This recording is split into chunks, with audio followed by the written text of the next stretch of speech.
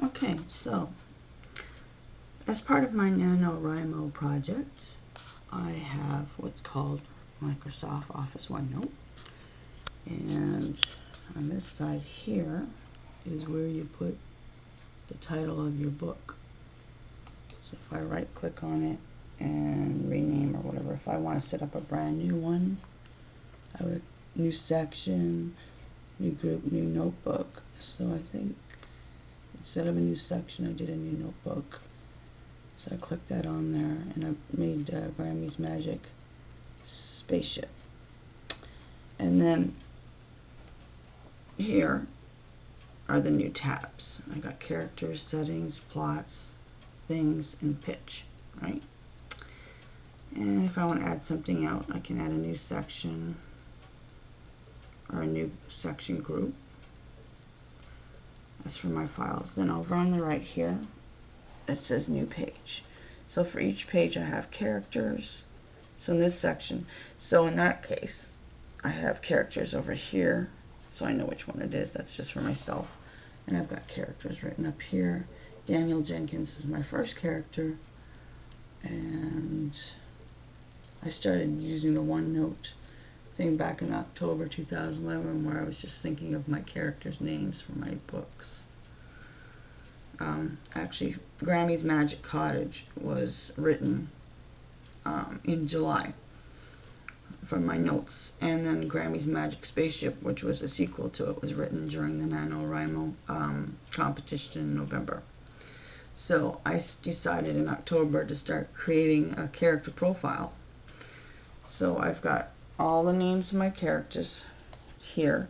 If I want to add something, I can either do this tab here, characters, and then right click and do a new subpage, so that will go under characters, or if I want a new section altogether, I do new page. And then what I'm going to do is I've got Daniel's name there, and then I've got my written notes here. See? In the notebook from July 13th, 2011 is when I started creating a character profile for my characters. I had actually written the story first before I came up with my characters' names. I had boy 1, boy 2, girl 1, girl 2 in the first draft, and then I went back in and named them and added the descriptions of them for myself. So what I'm going to do today is type up the characters' stuff that I've written about them. I actually was doing a mini synopsis of each character, because I started this once I looked at Wikipedia for J.K. Rowling's characters. Each one has a description of what they do in the story and where they are involved in the story. Now I started on that, but it kind of like fell off the wagon. It's a lot of work. So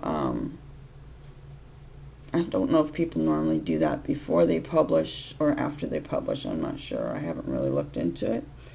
And since I'm a novelist, first-time novelist, so to say, I'm really just doing this on my own, and then I'll go back in and see what do people normally do. But I've just kept myself busy writing novels. So now this one, I'm going to try to be a little more organized. Now, my latest novel, Grammy's Magic Spaceship, I was a lot more organized. I had the list of characters that I wanted to be in the story.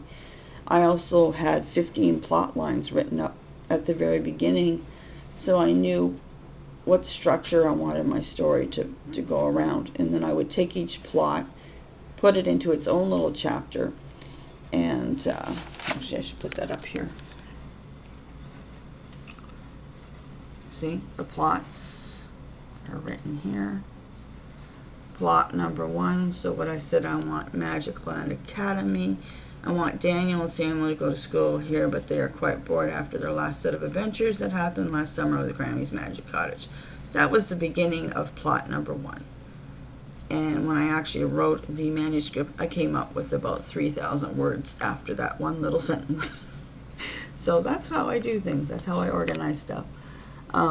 It worked out a lot better this time. I didn't get stuck during the writing of the story, and it was a lot easier to work on having a plot or an idea, an outline already set up. I didn't stick to the original outline that I'd written for myself, which is fine. but it gave me a basic idea of what I want to do for my story. And this is Linda Randall signing off, The Idea Girl.